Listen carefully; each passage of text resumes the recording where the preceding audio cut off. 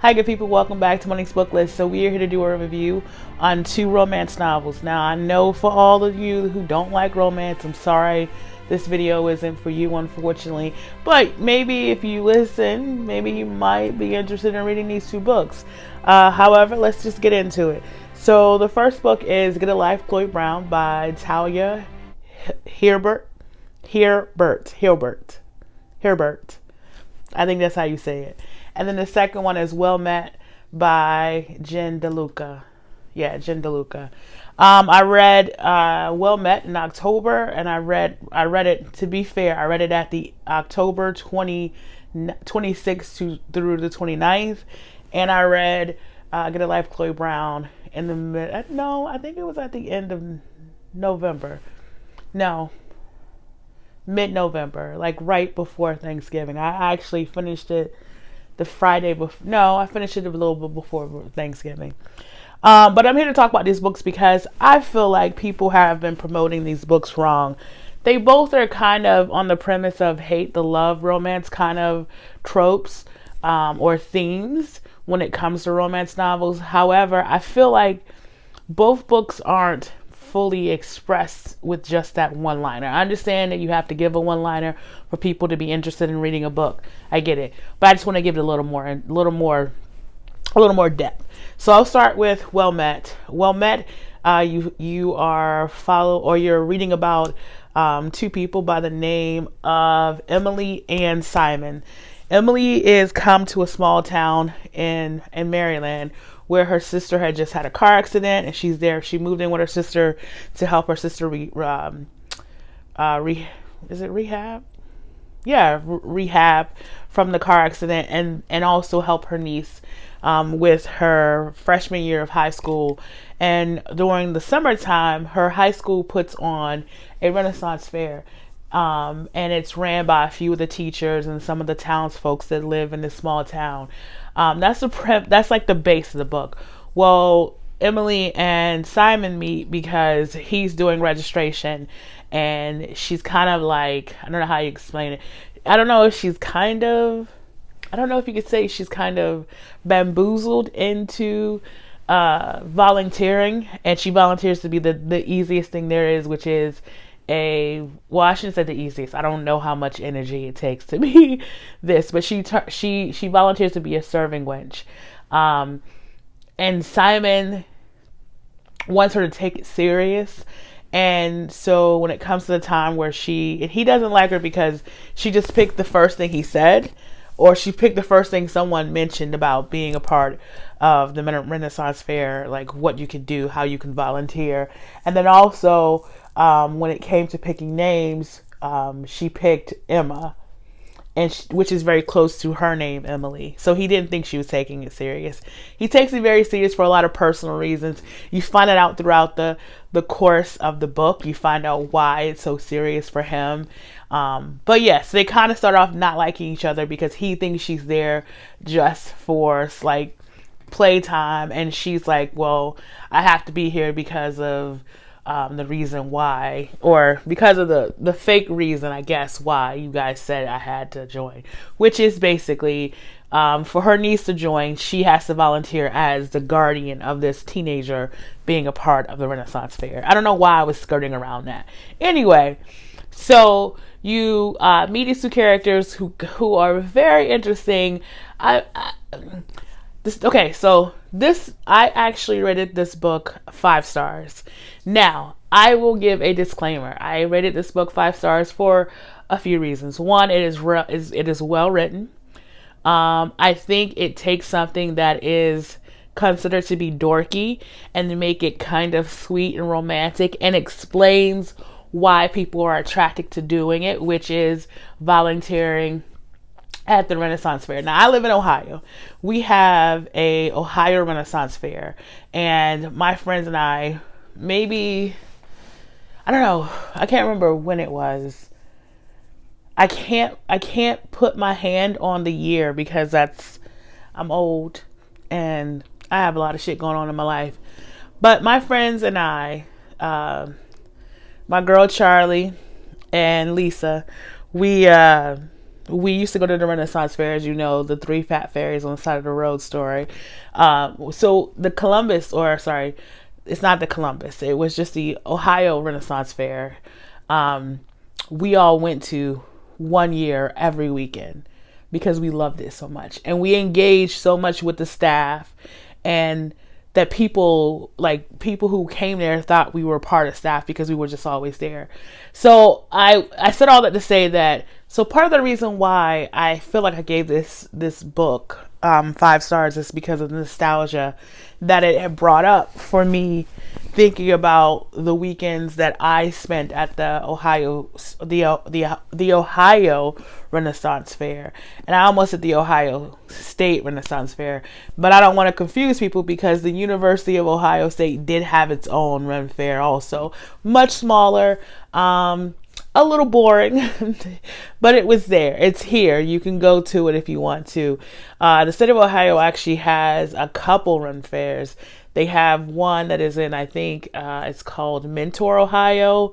We have, of course, the main one. It's technically in Waynesville, Ohio, which is 45 minutes to an hour away from where I live. And then there's also there's a few here in Ohio, but there's also something called the Viking Festival, which the Vikings that are at the Viking Festival are very much involved with the Ohio Festival. Of course, there is the Ohio State Renaissance Festival. I said all that to say that the nostalgia of when I was heavily involved in that world, all of it came back reading Well Met. The reason the book is called Well Met is because when you meet someone and they say, is it good morrow? I don't remember exactly what it is, but your response is always well met, meaning nice to meet you. So yeah, I appreciated everything about this book. The only things I didn't like about this book was I kind of felt like Emily kind of invaded Simon's space a bit. I felt like she was a little overbearing with her point of view on how he should live his life. I didn't like the fact that she was pushing him to his conclusion, I guess, if you would, about how he feels about what's going on in his life. I didn't like that.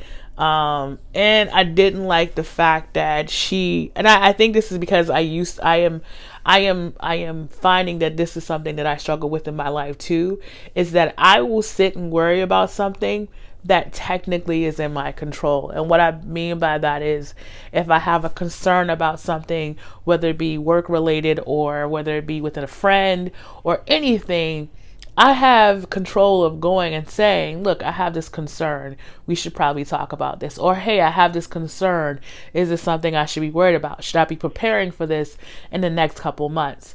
I don't like when people just sit and let things fester.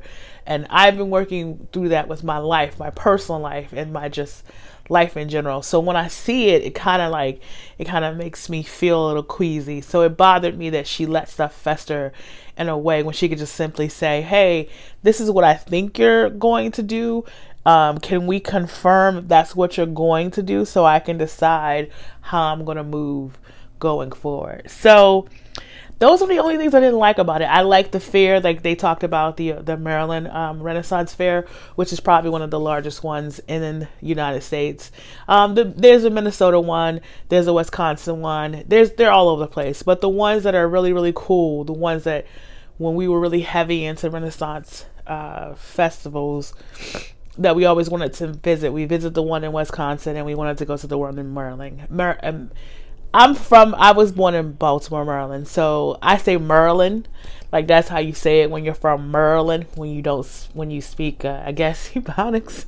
Anyway, it's in Maryland. So when that was one of the ones I've always wanted to visit. So I'm really cool that she had a lot of reference to that Renaissance Fair. I like that. And overall, I like this book. I thought it was a sweet book. It had a little bit of something in there, a little bit of heat. But I really enjoyed the story. The story was sweet and there was a lot of nostalgia that was going on. So maybe that's why I gave it a 5. It is definitely a 4.5. So I didn't feel so bad giving that extra 0.5 to make it a 5.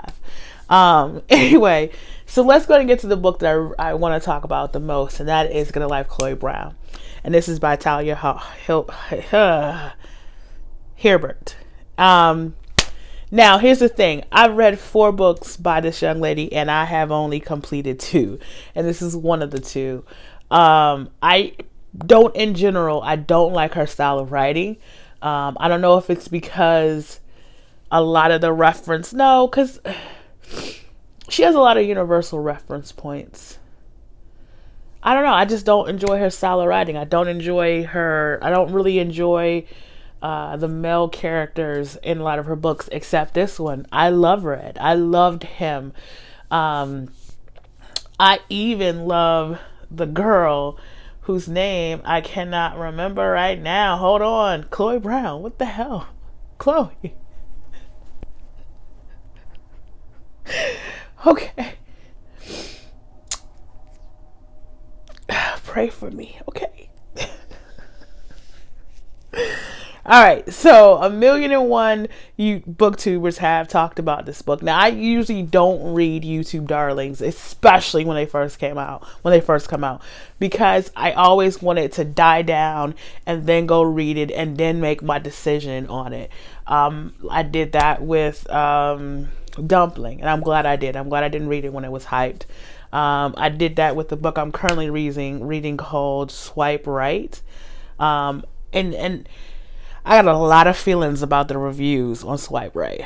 I got a lot of feelings. I'm going to do that review probably next week. But yeah, I got a lot of feelings about how people feel about that book. But I digress. So Chloe Brown is kind of marketed, or people generally say it's a a hate to love relationship. And also Chloe Brown has not a terminal illness, but she has a chronic illness that she is trying to do her best to have a full life around. And so she makes this list, and she asks for the assistance of Red, basically the super of her building. And he agrees to help her with some things on her list. And of course, while they're doing that, they start to date each other. Now, they start to fall for each other. They actually don't date until the end. But this book was amazing. I think this book was good on so many levels. I like the fact that their misunderstandings of each other were cleared up immediately. I just read a book where literally almost to the end, the misunderstandings about how they felt about each other wasn't officially cleared up until the end of the book. And I'm just like, y'all already had sex. How do you still not know? Anyway, again, another digression. But anyway, Get a Life, Chloe Brown. The misunderstandings of that they have about each other are cleared up immediately. Therefore, their friendship can start to form, and from their friendship comes their romantic relationship. And I really appreciated that that happened quick. Not the romance. I'm more happy that the misconceptions they had about each other were cleared up, and they could become friends, even snarky friends. They were clearly snarky friends, but they were able to become friends and not sit in these misunderstandings or sit in these assumptions about each other halfway through the book. Of course, there were misunderstandings and there was things like that, because you can't have a romance novel without that kind of stuff. I get it. But overall, those assumptions were gone. I like the fact that Chloe in this book has chronic illness, that she is clearly aware that she has to try to have the best life she can have with this chronic illness without allowing her family to smother her, knowing like, okay, she has this chronic illness and it's never going to go away.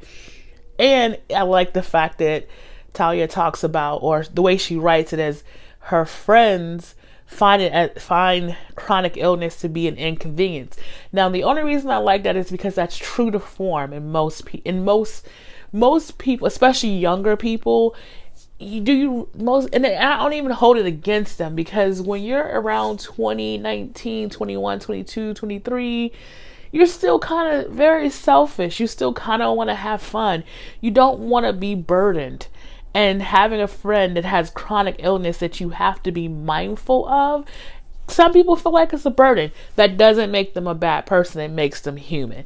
Does it make them a good person? No, it makes them human. It doesn't make them a bad or a good person. It makes them human, and it makes them 20 something.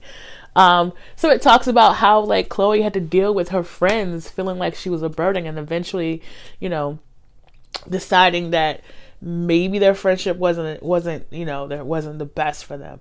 I don't want to give too much away, but I like that. I like the fact that I don't want to give this away. Okay, so this is one spoiler that I'm going to give away. So when his finger is down, the spoiler I'm going to be done with the spoiler. Okay. I like the fact that it wasn't Chloe who was in a physical abusive relationship. It was Red. I like the fact that we can acknowledge that just because he wasn't, I don't know how to say what I'm trying to say. Like when abusive relationships with women, it's usually because we usually are the weaker sex between the two. I like the fact that it highlighted that a woman can be physically abusive to a man, and it can still affect him emotionally and not as physically, but it does still affect him emotionally, and it does kind of affect him physically, because especially in this case where she used a weapon to hurt him. So I like the fact that he acknowledged that he was in an abusive relationship, and that he had, when it was all done, he recognized that she was an abuser. And I like the fact they talked about that, she they kind of like explained that. I just really appreciated that. So I'm done with that, with these spoilers. So, I liked Red. I liked him a lot.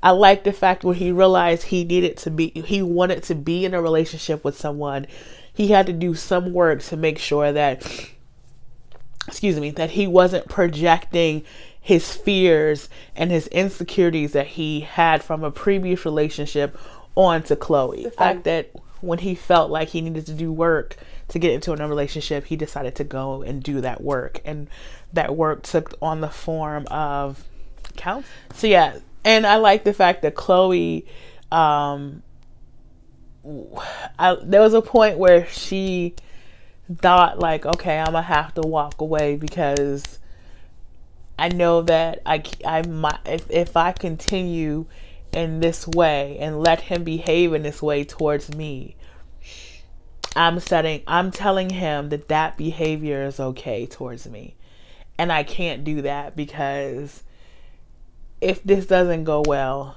I'm gonna be shattered. I fucking loved when she was like, okay, I think that what we had was amazing. But I think I might need to go ahead and go somewhere else with my life. I appreciate it when she was willing to show him like, look, this is what I'm going to accept.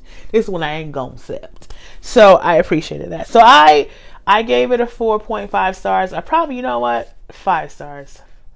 5 stars.